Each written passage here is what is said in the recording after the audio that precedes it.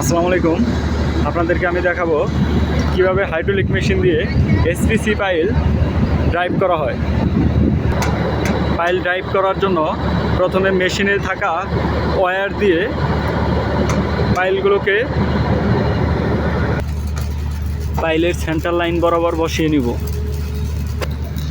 তারপর মেশিনের সাহায্যে লুট দিয়ে পাইল ড্রাইভ করব এবং একটি পাইল ড্রাইভ করা হয়ে গেলে আরেকটি পাইল যখন সেই পাইলের সাথে জয়েন্ট দিব, ভালোভাবে ওয়েল্ডিং করে নিয়ে নিতে হবে।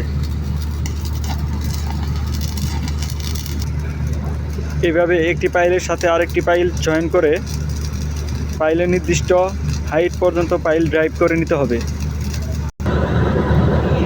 গাইস, পাইলের লুট কিভাবে নিতে হয় সেটি যদি জানতে চাও তাহলে আমার চ্যানেলকে লাইক, কমেন্ট ও সাবস্ক্রাইব করে আমার চ্যানেলের পাশে থাকো।